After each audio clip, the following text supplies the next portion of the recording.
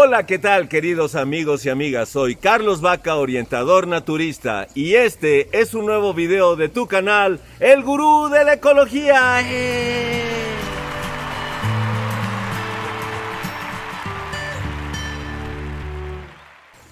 ¿Por qué el presidente de México emitió un decreto para prohibir el glifosfato? ¿Y esto es algo benéfico o dañino a la madre tierra? Encuentra la respuesta en este video, velo hasta el final. Antes de empezar, te pido que por favor me regales un me gusta, o sea un like. Suscríbete a nuestro canal haciendo clic en el botón de suscribirse y clic en el botón de la campanita. Muchas gracias, ¡comenzamos! El presidente de México, Andrés Manuel López Obrador, emitió un decreto mediante el cual el agroquímico llamado glifosfato quedará terminantemente prohibido en toda la República Mexicana. El glifosfato es un agroquímico que se utiliza como herbicida. ¿Qué es un herbicida? Un herbicida es una sustancia química que se utiliza para matar todas las plantas dentro de un cultivo que no tengan que ver con el cultivo. El herbicida mata a esas plantas para dejar únicamente el cultivo que les está interesando. Por ejemplo, si están sembrando maíz, soya o trigo, entonces le aplican el herbicida para que se mueran todas las plantas menos el maíz, el trigo y la soya. Pero, ¿cómo le hacen para que se mueran las otras plantas y no se muera el maíz, el trigo y la soya? Bueno, pues muy sencillo, maíz, trigo y soya o cualquier otra así, los siembran de semillas transgénicas. ¿Qué son las semillas transgénicas? Son semillas que vienen genéticamente modificadas. Al modificarse los genes de las semillas, los hacen resistentes precisamente a los insecticidas y a los herbicidas. Es decir, que todo esto está planeado por la industria agroquímica para que todas las plantas que no son las que salen con sus semillas genéticamente modificadas se mueran. ¿Y para qué modifican las semillas genéticamente? Obviamente las modifican para que en primer lugar sea el negocio de las empresas agroquímicas, que los campesinos, que los agricultores dependan totalmente de ellos y a ellos se les tenga que comprar la semilla con el objetivo de que puedan utilizar sus insecticidas y sus herbicidas. Como vemos, esto no tiene otra intención que hacer negocio, ¿verdad?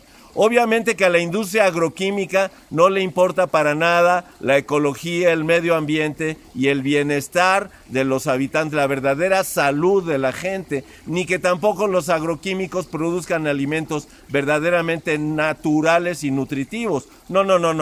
Lo único que interesa es que se pueda producir en gran masa los alimentos y esa gran cantidad de alimentos que van a venir ya con nutrientes muy pobres, van a venir dañados y van a causar daños al organismo humano porque vienen plagados de agroquímicos como precisamente insecticidas y herbicidas.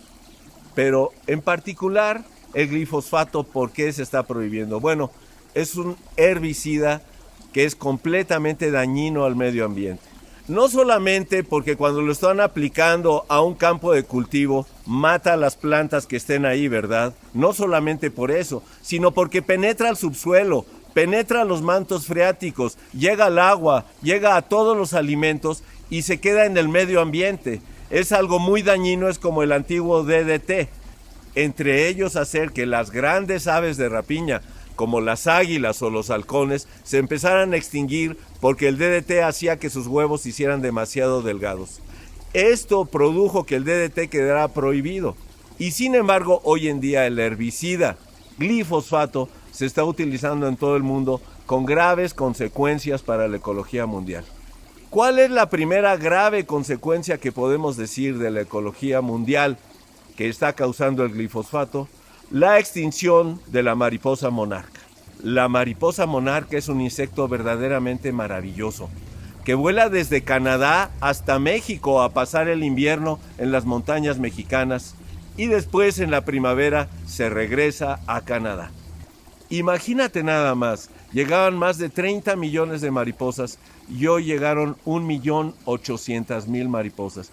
¿Qué significa esto? Pues precisamente que van en vías de extinción. ¿Por qué? Porque si se sigue reduciendo más y más y más, va a desaparecer esta maravillosa mariposa que representa la fragilidad de los ecosistemas y la importancia tan grande que tiene que todos colaboremos a cuidar el medio ambiente. La causa primordial de la extinción de la mariposa monarca es precisamente el glifosfato. Esta maravillosa mariposa depende de su reproducción de una planta llamada algodoncillo, cuyo nombre científico es Asclepia. El algodoncillo es la planta utilizada por las mariposas monarca para reproducirse. Ahí es en donde ponen sus huevecillos y donde nace la oruga que va a ser la próxima mariposa. Esta oruga se alimenta cuando sale del huevo precisamente de toda la cáscara del huevo. Después ya se empieza a alimentar del algodoncillo. Por eso el algodoncillo es vital para la supervivencia de la mariposa monarca. Esta reproducción se hace durante el verano, en el cual están en Canadá las mariposas monarca. Pero en todo su vuelo, las mariposas requieren de algodoncillo. Y esto es algo absolutamente vital. Sin embargo, precisamente el glifosfato ha estado acabando con el algodoncillo, con lo cual las mariposas monarcas se quedan sin tener en dónde llegar a reproducirse. Y esto es precisamente lo que está conduciendo a la extinción de la mariposa monarca. Cuando van llegando a México también requieren de algodoncillo y es vital para ellas el algodoncillo cuando van saliendo de regreso en la primavera hacia Canadá. Por eso todos debemos de cuidar esta planta maravillosa que es el algodoncillo. Sin embargo, con la agricultura química extendida en todas partes de Estados Unidos, estos agroquímicos están terminando por completo con el algodoncillo. Recordemos que precisamente el glifosfato es un químico que mata todas las plantas excepto las que son transgénicas, es decir, las que ya fueron modificadas genéticamente para poder aceptar el herbicida sin causarse daño. Entonces esto hace que aún el mismo maíz que no fue genéticamente modificado sea dañado y destruido precisamente por el glifosfato. Solamente las semillas genéticamente modificadas, que no sabemos cuáles son las consecuencias a futuro de tener precisamente alteraciones en la genética de las plantas, porque ¿qué es lo que han hecho? Por ejemplo, el gen del trigo dijeron, oye, ¿cuál gen necesitará para que pueda resistir los herbicidas? Pues mira, aquí se ve que las ranas son resistentes a los herbicidas, mira, no les pasa nada a las ranas. A ver, vamos a ver en las ranas cuál es el gen que resiste los herbicidas. Descubren el gen de las ranas que hace que sean resistentes a los herbicidas y se lo ponen al trigo. Y entonces un trigo que ya trae el gen de una rana, ¿qué va a pasar con ese trigo? ¿Va a empezar a hacer croac, croac? ¿Y va a brincar?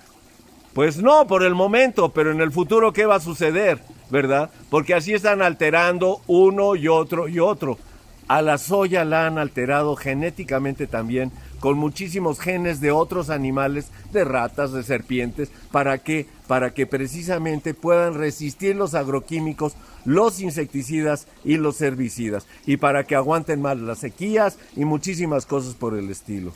Pero esas alteraciones genéticas son una aberración porque desde el punto de vista ecologista están destruyendo lo que está haciendo o alterando lo que hizo la madre naturaleza, que la madre naturaleza es perfecta y no comete ningún error, y además está haciendo nada más en el interés de las industrias agroquímicas, para que las industrias agroquímicas vendan más sus insecticidas, sus herbicidas y sus semillas genéticamente modificadas, y para que los campesinos, para que los agricultores dependan de las semillas genéticamente modificadas para hacer sus cultivos. La agricultura tradicional hacía, por ejemplo, que se sembraba el maíz y de los elotes que salían se sacaban precisamente los granos de maíz para hacer el próximo sembradío de maíz. Era totalmente natural. Las semillas genéticamente modificadas vienen estériles. Es decir, los campesinos no pueden utilizar esas semillas para volver a sembrar maíz. ¡No! Se lo tienen que volver a comprar a esta conocida empresa que es Monsanto, porque no tiene nada de santo, ¿verdad? Pero esta empresa precisamente es la más importante que vende los agroquímicos y las semillas transgénicas, al igual que muchas empresas más en el mundo que están precisamente dedicadas a los agroquímicos. Entonces, El glifosfato no solamente ha dañado gravemente a la mariposa monarca. La mariposa monarca no es solamente muy importante para que llegue a los bosques de Michoacán. La importancia grandísima que tiene la mariposa monarca es que es un polinizador.